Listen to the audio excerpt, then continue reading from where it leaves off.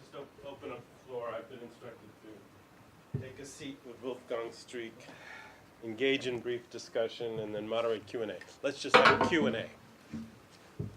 Vicky, Julia, Willy. I'm sorry, we're Oh, sorry. Yes. So I've got the mic. Yeah, if you just have one, so Vicky's first, if you can pass it down to Vicky. So we're recording, so please speak into the microphone. We'll just collect comments and questions for a while. I really enjoyed, is that working? Really enjoyed your counter-narrative to the one that dominates in the United States. Completely persuasive with the charts that you have up. But I would like to ask you about the political side of the political economy. The economic side, I'm happy to go with you. But why has it been so difficult for this story to get any traction in the sort of general social imaginary? So that, and it seems to me the crux of the issue is that tax cuts lead to debt. That seems to be the piece of the story that's never told in the United States. That a cut still sounds like a cut politically and not a burden. And so I'm wondering if you could talk a little bit more about the political dynamics behind the absence of this narrative. Julia. Sure, I had two. Well, first of all, thanks for a magnificent and very comprehensive and informative presentation. I had two questions. One kind of is a little bit more narrow, probably follows on Vicky. I'm wondering about the 1970s, shocking. And I'm wondering sort of if you can talk at all about what you think might have been impeding retrenchment in the 1970s to cause that time lag between that increased fiscal pressure and then, the sort of retrenchment and austerity, proto-austerity measures of the 80s and 90s. I mean, I know the US case a little bit, but I'd be interested to hear more comparatively. And then a broader question, financialization came into your presentation at the very end. You spoke about investors, but I wonder if you could expand on that a little bit more. Because as you say, every debt is an investment to someone. So who are those investors and how is that universe changing over time? The way you model it, it seems to me, is sort of that they're individuals, that they're wealthy individuals, and the tax code encourages this kind of investment. But my sense would be, especially in the United States, that OECD debt is not a particularly attractive investment vehicle to the wealthiest members of society in this period, that this is being bought by institutions, that this is being bought by other sovereign states. And I also think I like very much the formulation of, I've used it myself, that today's 99% is paying in interest what it used to receive in wages and benefits. And I think that that's a very powerful phrase, and it obviously points to certain kind of policy interventions that I think are important. But if you drill down a little deeper, it's actually I think, a little bit misleading, because I think there's not just a class asset stripping or redistribution upwards that's going on. There's also a generational redistribution that's going on. So in other words, middle class and working class young people today, they are paying interest, I don't think, just to the 1%. They're paying interest to the retirement funds of, be they pension funds or mutual funds or whatever, of their parents' generation, right? So I think I'm just wondering if you thought a little bit about that, about how you model and try to understand, especially in this global sense, what's going on with the demand side for the debt, or the buy side for the debt. Okay. Willy, then Sanjay, Andrew, Anwar, Jessica. Yeah, it was a very wonderful talk. And then we'll stop. Sociologist who sees so to speak, the political and social forces more better than the economists are seeing it. And your general point that, well, starting with Schumpeter, that so to speak, the rise of democratic ambitions, claims as entitlement creates the debt state, and you're refuting this, and I think this is very, very good point and very important. And then the point that, well, so somewhat the conservative forces tried to take over the state a little bit more, and that ended up in a debt state. So that's I think, good point. But what I was missing a little bit, so to speak, a little bit disaggregation. So what I mean with this aggregation, you always have a lot of aggregate numbers for debt productivity for all the OECD countries. So you have, for example, if you say about the decline in revenue, these were mostly decline of revenue, so to speak, due to fall in corporate taxes from high level 45-50% to 20-25% in all countries, fall in tax on wealth and high income and so on. But you had a lot of other tax increase in a lot of other states, tax from wages and salaries and, so to speak, households in Northern European countries. And so it didn't hold altogether that the taxes were reduced, other taxes were rising in other areas. And so that showed up also in your data with the tax rate. Another brief thing, it might be worth to disaggregate a little bit more the periods that you have shown there for the rise of debt, because there are four factors that are driving the deficit in debt. First is expenditure, second is taxation, third is growth rate, and fourth is interest rates. And so you look at the different periods, you can explain the rise of debt by one of those or one of the other factors, not always the same factor growth rate. So that's, I think, basically it comes in waves this way, and there's another wave, and then flat again, and so on. So we could go through details for each of those periods. There are different factors working, so to speak, driving this up. Good. Okay, otherwise... Can you pass that to Sanjay? Thank you, Billy. I very much enjoyed your lecture. It was very synoptic. I had a question. I had to step out, unfortunately, in the middle, so I may have missed it. You may have covered it, but I was wondering if you could say how you see the OECD story in a global perspective. Because what's very striking, of course, is that the period you're looking at, post-1970, is the reemergence of Asia. First in Japan, South Korea, and Taiwan in the 70s through the 80s until the Plaza Accord. And then, of course, since 1990 of India and China and Southeast Asia as well. And many people have written about this dramatic shift from west to east and north to south. And it sort of strikes me on this last chart you're looking at. If you're looking at debt, particularly corporate debt, financial, non-financial, you know, a lot of people are writing about that. It's just about shifts in competitiveness across. So I guess the question would be, even though it's very clear that demographic shifts and ideological changes, the rise of neoliberalism and financialization of the economy have a massive effect in the OECD, leading to declining growth and investment.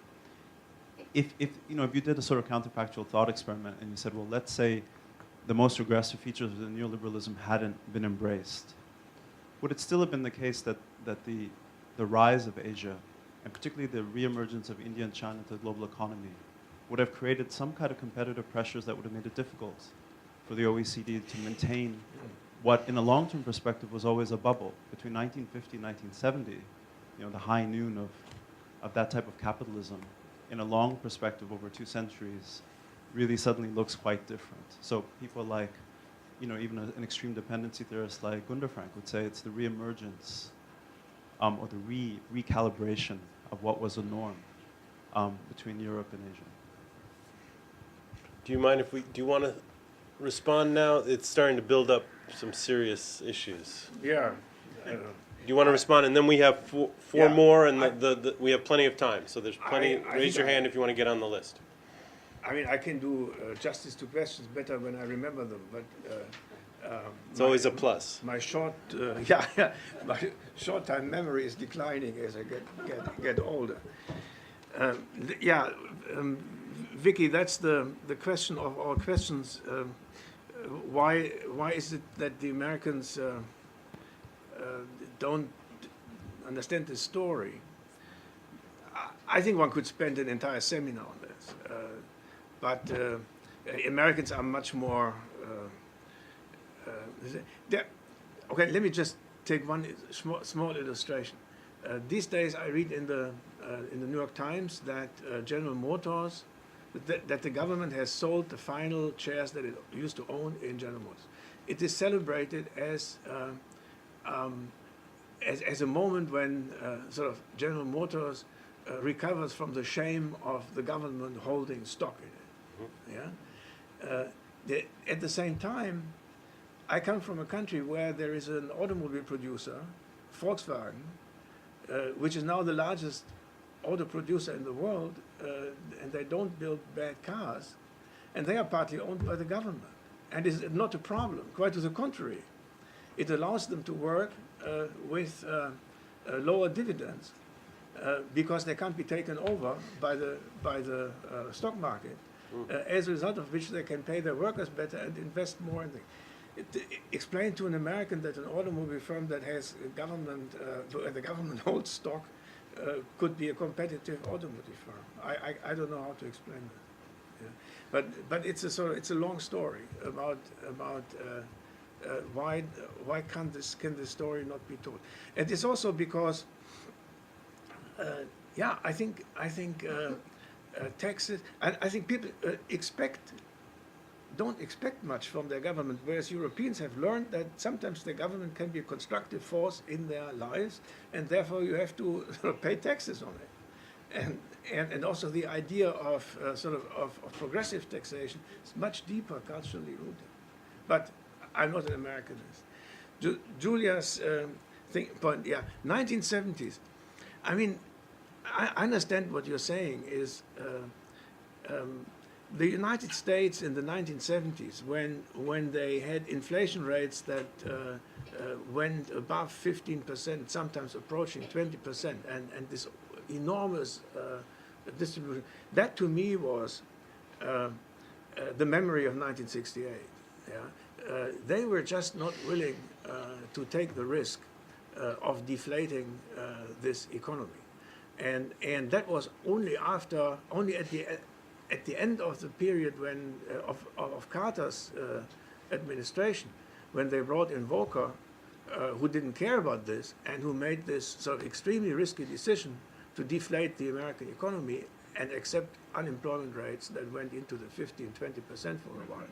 It turned out that it started the deindustrialization of the United States, but at the same time, Reagan was reelected. That was very important for the beginning of the neoliberal revolution. So in America, it's sort of, the 1970s were a time when everybody was traumatized by the burning ghettos, as a result of which and it had, however, a very sort of bad story underlying this, which is that 1968 was also a time when the trade union movement and the black movement sort of parted ways. And this tension between unions and the civil rights movement made it difficult for the unions to sort of become the progressive force in this country in the way in which they became the progressive force in Europe for a decade, namely the 1970s, when really politics was driven by unions that had moved considerably to the left. Whereas in the United States, union membership continued to decline during the 1970s. In Europe, it went up. This was the most interesting sort of bifurcation of development between these two countries. So I would say, as I will say in further comments, the political dynamics in the United States for a while was very different from Europe, until Europe began to buy the Reagan story mediated through Thatcher. Financialization is a story that I didn't touch on, but in other writings, and we will talk about this. I think I have a picture. What I want to say, what I want to address is generational redistribution. Sometimes I think that we are not taking this problem seriously enough in the following way.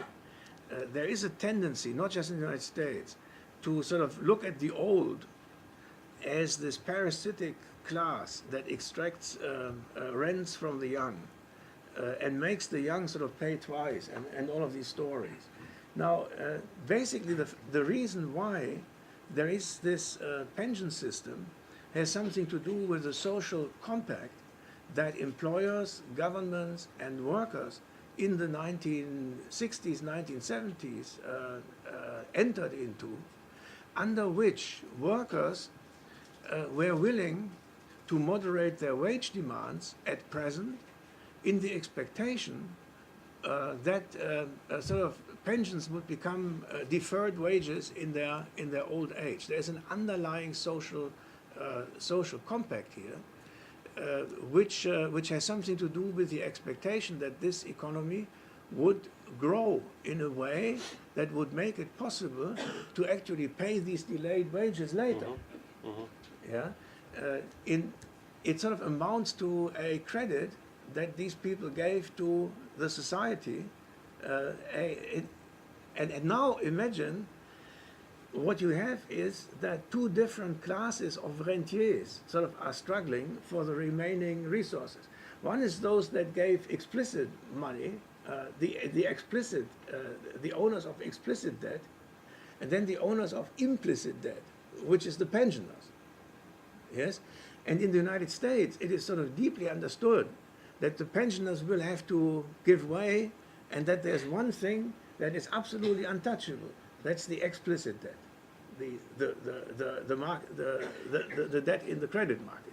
When the American government was shut down a few months ago, and this sort of this point arrived when the debt ceiling was to be reached, the president and everybody else explained that regardless of what happens with the debt ceiling, one thing was clear: they would fire the government workers, they would cut pensions, they would do all of this, but repaying the capital market would never be touchable. Yeah, that's one of the reasons why I think people, creditors have so much trust in the United States. This is firmly established here, and they are trying to establish this in Europe also. Think of the Greek pensioners, who are sort of almost automatically expected to give in, so that the Greek government can at least pay the capital market. Okay, I'm talking too long. You want to stop? And I'll take the other points at you'll the end. consider those in the next round. Andrew, Anwar, Jessica, Christian, Burak. Yeah, I really enjoyed the presentation as well. What I'm wondering about is what Duncan began to press you about right in the very beginning, namely this in-between position. Because I think on the basis of your argument, I'm talking now about the main variable that you stressed, namely growth. One can understand that a policy that cuts taxes is not going to work, and I think you make an argument for that. It creates an even worse debt problem. But I think you're implying, although you haven't really gone into this, but I think this in-between position must imply that what Krugman and Keynesians, and we have some here too, would recommend might work for a very short term, as it did at the time of the stimulus, but its long-run effects would also be debt increasing, and therefore neither nor. And indeed, a combination of them would be equally bad, because and we had combinations of Keynesian and neoclassical models, but from your perspective, none of that would help either. So then the question is, and maybe it's not your responsibility, but some of our faculty members, what would be in between economic theory, because your in-between position is negative. In other words, you have given a criticism of the two big options, but this is just, sorry, this is a negative perception, and one could imagine, since the history of economic thought, which Will, of course, and others know here much better than I do, there have been many theories, and are any old options still relevant, or do we need a new theory? Or, and I'll conclude with this, or maybe you think the answer is political, first and foremost. In other words, what would be needed is to restructure the units where, for example, a Keynesian policy might work. For example, if you bounded the nation state through protection measures, or if you created large units, Grossräume, which would themselves be bounded, or, as Willy Brandt already claimed, you try to establish Keynesianism on an international level. So is this on the level on which the answer would lie? Namely, it's not a question of inventing a new theory, but to reconfigure the context and the units where we would plan policy, because I assume you're still normatively in favor of the social democratic type policies. It's just that you don't believe they're possible in the present moment. Yeah. Thank you. That's why I got favor. Can you hand that back to Anwar, then Jessica? Yeah. Yes, I also want to thank you for this wonderful and illuminating talk, which has so many dimensions that's why the comments are so long because of that. I'm going to try to keep mine short, but I'm sympathizing. I take a key point that you made is that the creation of the regimes of fiat money really freed the state to not only expand public debt but private debt, because it allows it to create reserves for banks, which can then keep on going over every cliff that you can ever imagine. And we've gone over most of those cliffs already. So one small qualification I would argue for is that what is important is not the creation of debt in terms of the effect on the economy, but the creation of new purchasing power.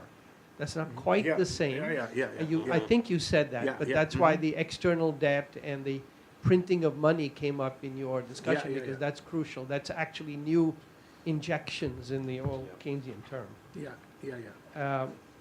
And then the last point builds on Sanjay's comment, which is that politically and economically, the presence of low-wage labor in the developing world is an enormous downward pressure on all of the expectations, hopes, and practices of the working class, as well as a great benefit. And so someone asked, I think Andrew asked, well, what do the theories of economics have to say about this? And so let me add my 2 cents to that, which is I believe that the fundamental growth path of a capitalist economy is driven by profitability, which I think Reagan understood very well, and I think Merkel understands very well. But there's a contradiction there. To enhance profitability, you either need wages slowing down relative productivity, or this mechanism of pumping up. And then the question runs into what are the limits to those pumping up. And those also can be tied back to this kind of foundation. But a wonderful talk. Thank you. Jessica, can you hand that forward? You're on behind. Thanks. Thanks very much. I'd like to follow on to comments or questions that have already been raised about the politics of the argument and about the sort of connecting this to the global. So I think, as Vicky pointed out, this is a breath of fresh air amidst contemporary discourse, but it's also a depressingly familiar interpretation for people who have been considering these problems outside of OECD countries in the same period of which you speak, that is to say, starting in about 1970. And so I guess my question is to ask you to reflect, not as an American, but as a European, upon the politics of this story amidst, 4 decades plus of what can only lightly be called advice on the part of international lending institutions to resolve balance of payments problems by reducing public expenditures rather than raising tax revenue, and about the 4 decades of scholarship that has been making arguments very similar to the ones that you've been making. And why it is we're still having this conversation. Well, at this point, I could answer 2 or 3 things at the same time. Can I do this now? Yes. Yeah, because otherwise it goes away. It is so... And moreover, if you can be brief. Yeah, I'll try to, absolutely. No, if you look at the global system, I'm not a specialist in this. I know the United States, Europe, but to me, the most striking observation at this point is that here and elsewhere, people talk about a savings overhang, that is surplus capital that cannot be used. And there's places in the world where you can buy irrigation systems or whatever on end, and the money could easily be used for very good purposes, right? But instead it sits in some banks. Why? Now, obviously, this has something to do with some sort of political stability conditions of capitalist expansion. You need a center. You need a center that can assure the investors that the periphery will actually pay up and that the profits can be sort of extracted. And you need sort of stable conditions. In other words, you need a hegemon, which was the British Empire in the 19th century and which was the Americans after 1945. Before 1945, remember, it wasn't clear who the hegemon was, and you know what this what resulted from this. Yeah.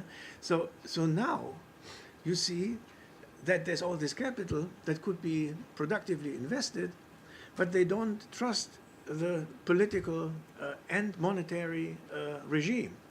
The dollar, the Americans have lost 3 wars in a row. The dollar is no longer sort of the most credible money for the global economy. And that, to me, is a good explanation why a global Keynesianism isn't working. Add to this that in order to have a global Keynesianism, you also need global demand, and that means redistribution. That means some sort of system that empowers people in the peripheries to ask for, to buy something. Yeah? These two things, international disorder and the oligarchic sort of redistributive process that is taking place, namely the concentration of money in the hands of very few, very large corporations, very few people, both together lead to this absurd situation where we complain about excess capital. And in other parts of the world, you need nothing as much as you would need capital. Yeah. You want to say any more about the global issue that Sanjay and Anwar raised? Yeah, or did you just, is that that your... also, I think, responds to this. It's the general problem of the social order of the of this economy in the nation state. You had a center, a central bank that sort of provided the currency. You had a legal system that provided sort of legal stability. In a place like Europe as a whole, we are trying to do this. It's difficult enough, but at a global level, with a hegemon as weakened as the United States, it becomes very, very difficult. Think about the International Monetary Fund and its speculation on special drawing rights as a new form of currency. The Americans don't want it because they want the dollar to be the currency. The others don't trust in it. The question is what should be the share of the renminbi in the special drawing rights or in an artificial synthetic currency, and it's sort of unsolvable problem. Christian, and then Virag. Yeah. Well, Close first of up. all, congratulations to your talk. I have one question concerning growth, because basically the lack of growth or insufficient growth in OECD countries was the key driver of all these developments that we had here.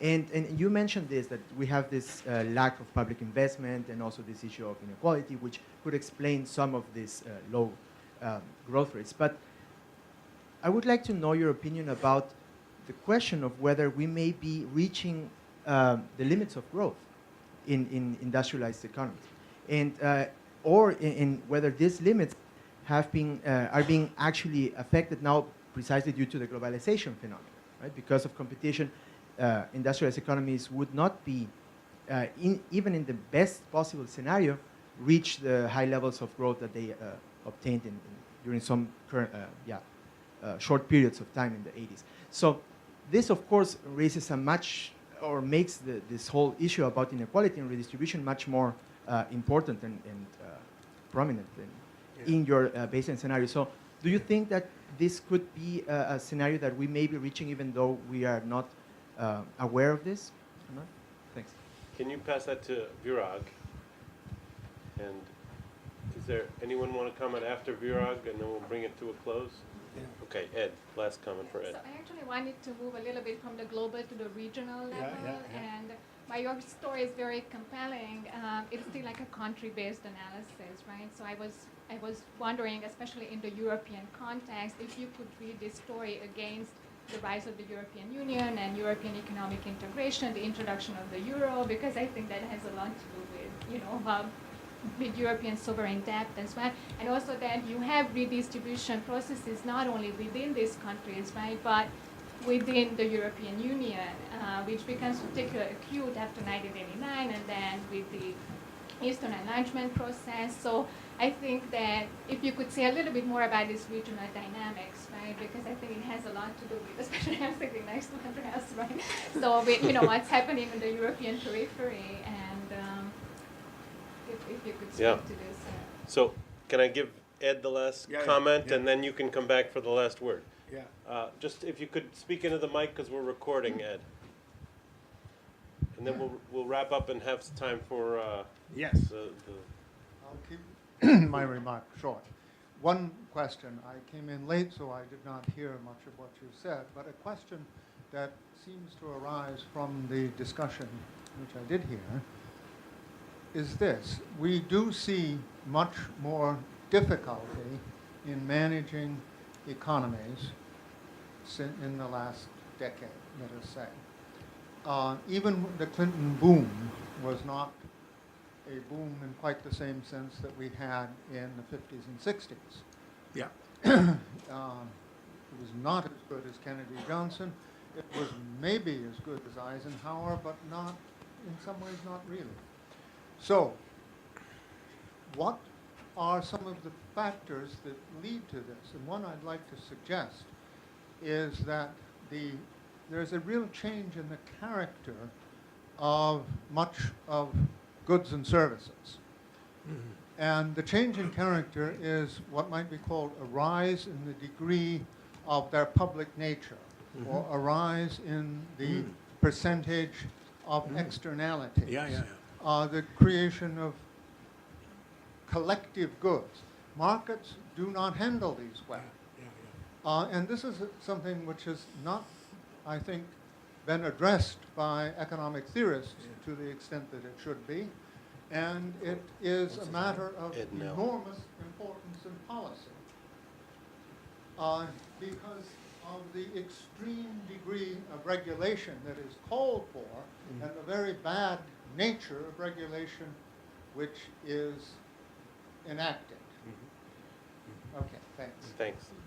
So I'm going to ask, first of all, I'm going to ask Wolfgang to make some concluding responses.